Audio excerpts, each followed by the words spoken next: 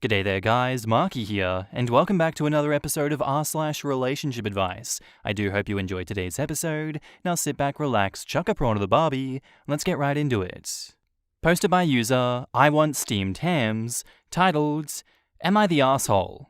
Guy I went to school with refused to say he knew me, and then got upset when he wanted something from me. My wife and I had a New Year's resolution to do more hands-on volunteer work this year. So me, being an IT guy, I found a group that refurbishes computers for students. I thought it was a slam dunk, sounded like an easy thing to do, and it was aligned with what I do for a living. On my first day and orientation, I ran into a guy that I went to school with around 10 years ago. I spent 3 years in school with this guy, and I immediately recognized him. The guy is on my LinkedIn as well, so I know him. We did projects together, there are pictures of us at graduation. I 100% know this guy. I went over to say hi, and he was sort of evasive about saying anything to me. I was initially confused because I thought we were on good terms. When I said, "Hey man, it's me from school," he said he knew who I was, but apparently once graduation was done, he decided to move on from school and be done with it. He told me he wanted to deal with adults and wanted nothing to do with people he went to school with. This was despite the fact that we were now in our 30s, so we weren't exactly students anymore. So that kinda hurt, but whatever. I respected his decision and left him alone. There were a dozen other people there, so I went about with orientation and everything. I didn't see the guy again for the rest of the day.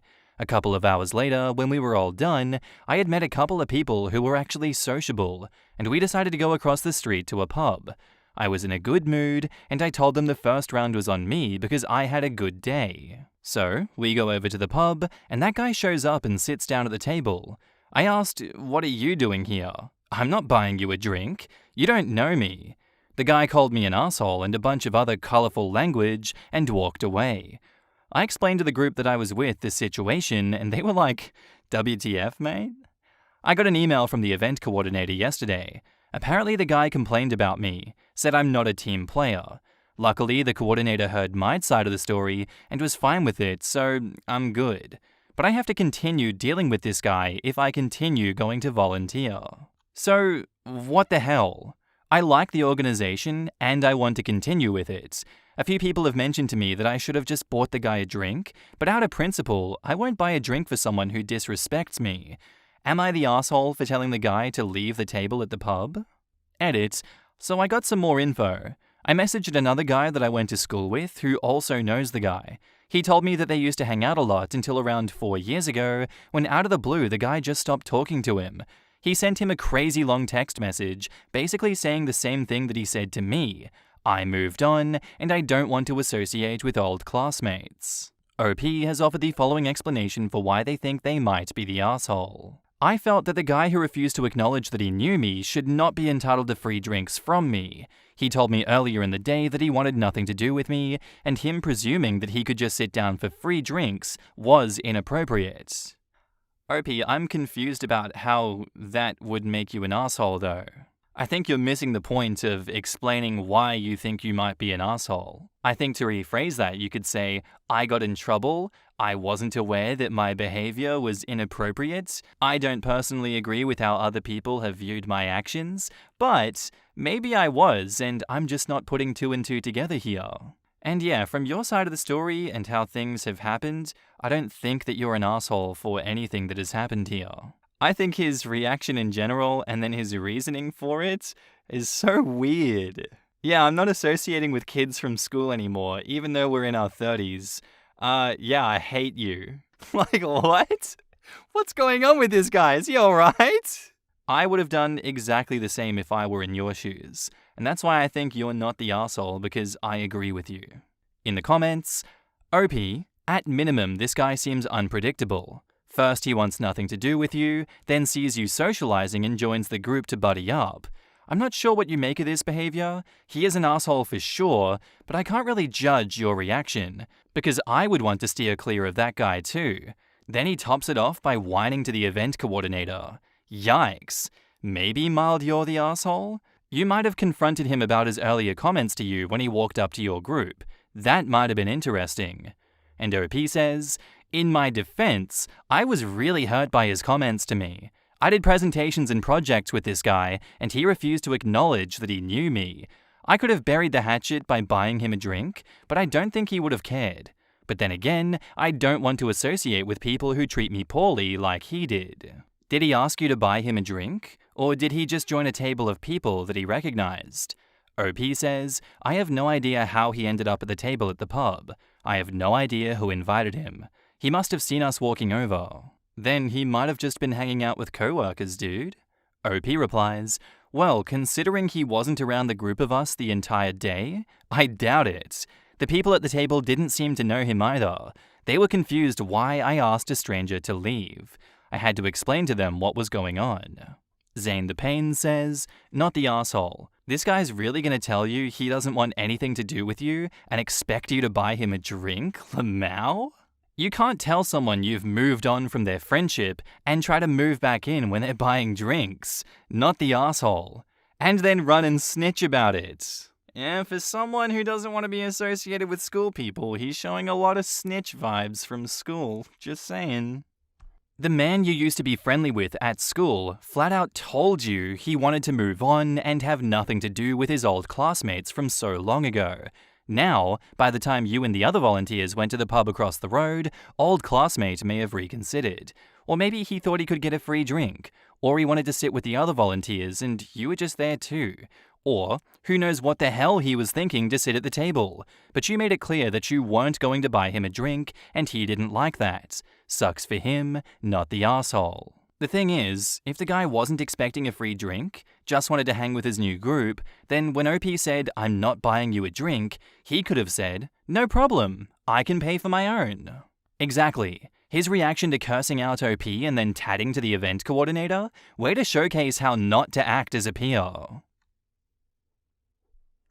Update.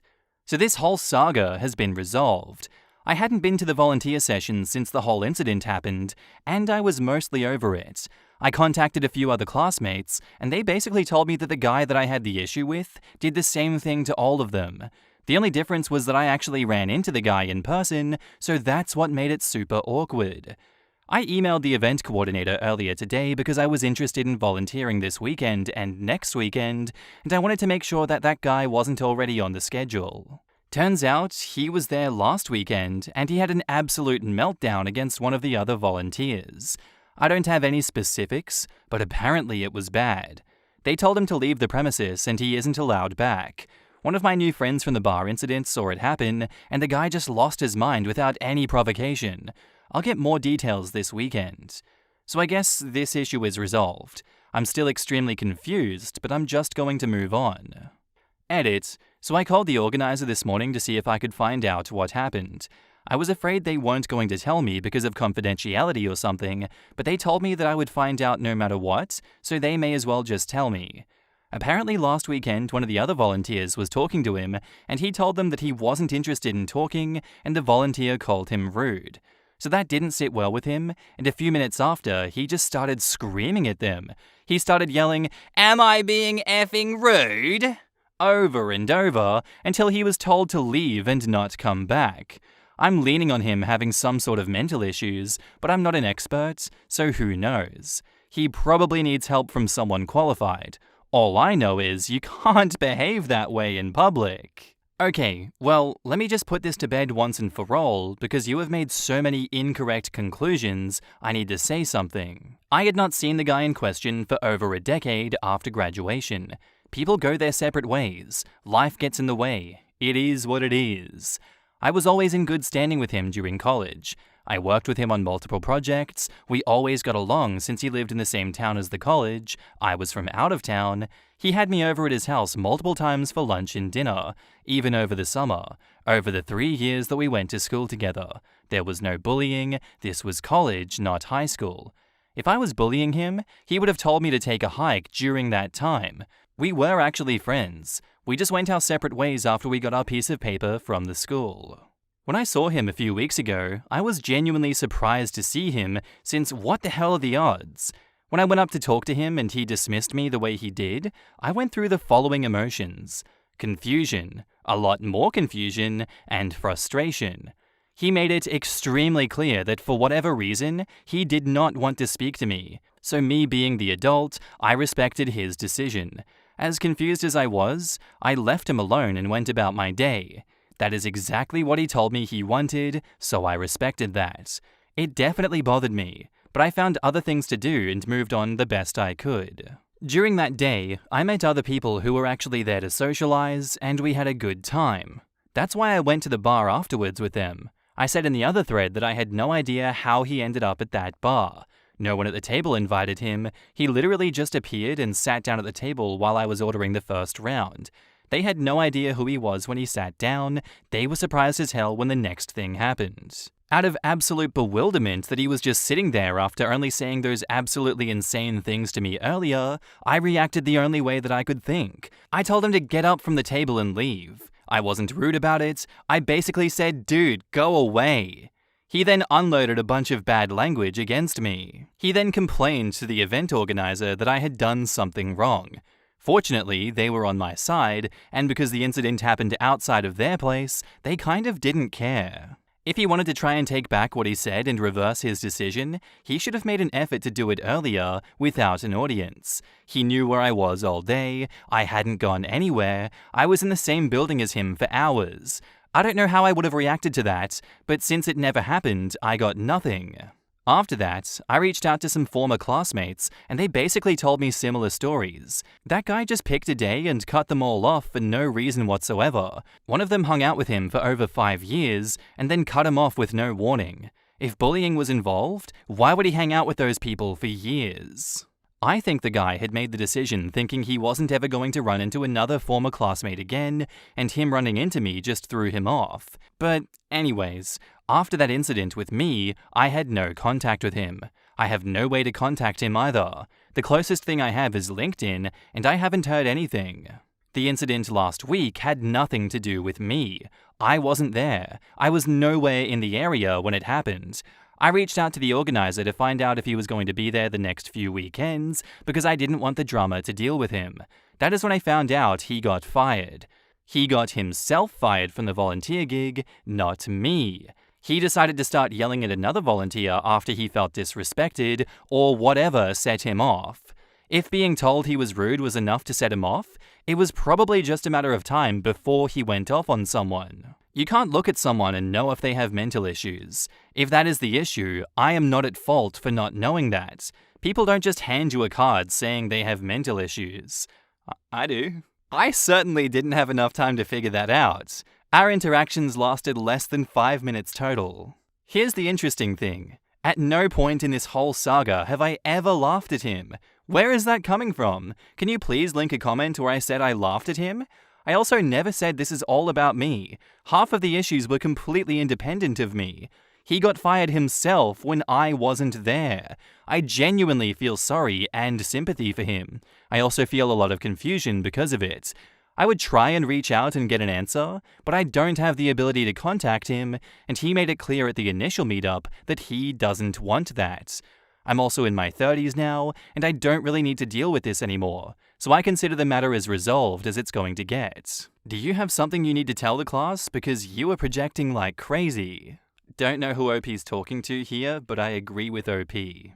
Geriatric SFX says, getting fired from an unpaid job. That's a giant warning sign of something being not right. It's one of the reasons it's so hard to be a volunteer coordinator, at least when you're a manager. There's a level of buy-in from the employees. You have something they want, a salary, and generally they've been vetted in some way. As a volunteer, people back out of commitments for the wildest reasons, really binding you up. You don't get to select which people work there, and people think any contribution is a good contribution, even if it creates more work for others. Looking at you, people who bring their unusable garbage clothes to charity shops. Firing someone from a volunteer position is very extreme and very hard to do. I sort of came to the conclusion recently that when adults in their 30s and beyond can't control their emotional behavior, I'm better off just avoiding them completely, and it's been working out for me. As soon as someone tries to pull me into some contrived drama, I just take 10 steps back. The world has enough problems without people manufacturing drama for its own sake. Our next post is by user Am I the Asshole Rage, titled, Am I the asshole for telling my wife that I didn't care about her feelings? Sock puppet account for obvious reasons. My wife and I are in our mid-30s. We've been together since 2014, married since 2019, no kids. Around 4 times per year, my wife has what I can only describe as a rage attack. She has an untreated disorder that causes her emotional regulation issues, and she sees a therapist, though not a psychiatrist. They are very frustrating to me. She is functionally unreachable as she goes through them, and she just gets mad. At me, obviously, but just everything in her life. No matter if it makes sense or not, it's just like her amygdala just freaks the F out at a tiny thing. Mild conflicting opinion from me, or not being able to find her phone, etc., and pumps out anger hormones. She returns to a baseline afterwards, apologizes earnestly and honestly, and returns to her normal self. Her normal self has big emotions too, but I almost enjoy them. I don't feel emotions as deeply as her, so it's nice to feel along with her, if that makes sense. 3 nights ago, she had one. We had a little disagreement, so I went into the kitchen, and she threw something at the wall and just started yelling. She wouldn't let me leave the kitchen. Again, there is no reasoning with her when this happens. Words mean nothing. I escaped, told her to go to bed, cleaned up the mess she made, and that was that. The next day, she came home from work and started apologizing, and I told her that I wasn't really willing for this to happen again, and she has to take action to prevent this from happening. We kept talking, and a couple of minutes later she said, "I feel really bad, you know?" And my response was, "Right now, I don't care how you feel. I'm telling you, this can't keep going on." We dropped it and moved on. A couple hours ago, she brought up that it was hurtful that I told her that I didn't care about her feelings. But I think that's a pretty reasonable way to respond when I was on the floor of our condo cleaning up her rage choices the night before. Am I the asshole? Not the asshole in this situation, but you're the asshole to yourself for staying in this situation when you choose not to push her towards getting help. I genuinely believe that you're doing yourself a disservice, and I agree that it's not your job to fix her, but as we always say in situations like this, reverse the genders here, and holy shit, your life is in danger. They are going to kill you. If you were a woman, would you stay with a man who has around 4 uncontrollable rage fits and threatens your life every year? When did this start? Did this not happen during the relationship until you guys got married? What is going on? You, my good friend, are delulu for staying with this woman. Surely the sex is not so good that she has convinced you not to help her go to a psychotherapist. Because to me this seems like bipolar, but it seems way beyond bipolar. All I gotta say is, good luck if you stay with this person. In the comments, Pinebox Waiting says, not the asshole. She doesn't get to turn this around on you. She can control this. Want to know how you know? She doesn't lose her job because of her tantrums. She's not in jail. She's never been arrested. She can control this. She's decided not to control herself around you. OP says, this is a very interesting perspective. Thank you. Question. When she breaks stuff, if she breaks stuff, does she break more her stuff or more your stuff? You said she threw something at the wall. Whose was that? And does she usually leave it for you to clean up? Or was this a one-off? OP says, this is the first time she broke anything or threw anything. Answer the question, OP, god damn it! It's the first time she broke anything? So, she's escalating? Not the arsehole. There's only so much any person can take. You were right. This cannot continue, no matter how she feels in the light of day. You are not her emotional punching bag. You have your own feelings, and one of them is that her contrition is not enough. She should feel bad. More importantly, she owes it to everyone in her life to stop these episodes. If she can't, do what you must to protect your own sanity. I'm sorry you're struggling with something so volatile, and I hope it gets better soon. It's gotta be exhausting going through that all the time. That being said, if this is a verifiable disorder, there is not much you can change if she's getting proper treatment, but it sounds like what she's doing doesn't seem to be enough, since you called it untreated. How come she didn't understand your response? She wasn't in her rage mode, so surely she has to see how exhausting this is for you. Please be careful. This could get violent. OP says, my honest guess is that she is used to me just accepting her apology instead of pushing her. I would reassess what you do when she's like this. I think you legit need to have an exit strategy. I don't need to tell you how shit escalates in rage. Don't gloss over this. You need to be careful and have this exit plan. OP says, I have the resources to leave tomorrow, but she's the love of my life. And you know what, OP? A coffin is just a place to lie down too, you know? Most abuse victims say something like this. At this point, it doesn't matter how much you love her. Here's what matters. Does she love you enough to stop the abusive behavior? What if you had a love of your life who didn't scream and throw things at you? OP says, I get it. It's easy from the outside. But I know her. We have wonderful and heartfelt and genuine interactions every day. She has a deep well of empathy on days that she doesn't do this. But a few times a year, she does this. And now on to the update, titled, I, 36 male, feel like I'm quiet quitting my marriage to my wife, and it is heartbreaking. I gave her one last chance to fix her behavior, and I mean it. But the problem is that meaning it means I have to prepare to enforce that boundary if it ever happens again. And I'm just sad about it. I'm doing the internal emotional work to make sure I won't fold if it comes to it, that I'll actually walk. She's a wonderful wife. She's my best friend. We do everything together. She makes me laugh. But I look at her now, and I know that there's a chance that I'll have to leave her to protect myself, and it makes me feel so distant from her.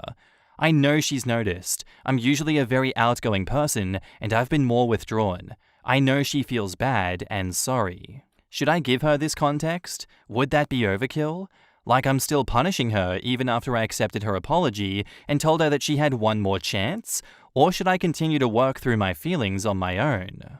In the comments, Detective Jetpack says, mental illness is no one's fault, but you're responsible for managing your own. She needs a psychiatrist and to realize that her feeling bad doesn't negate his feeling bad. How frustrating and scary. Poor OP.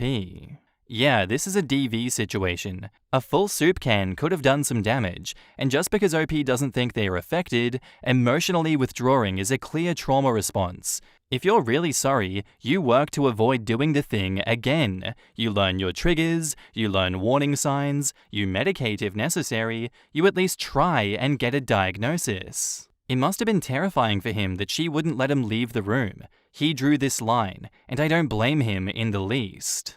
Yeah, I'm glad that OP isn't just accepting this as normal and demanding action.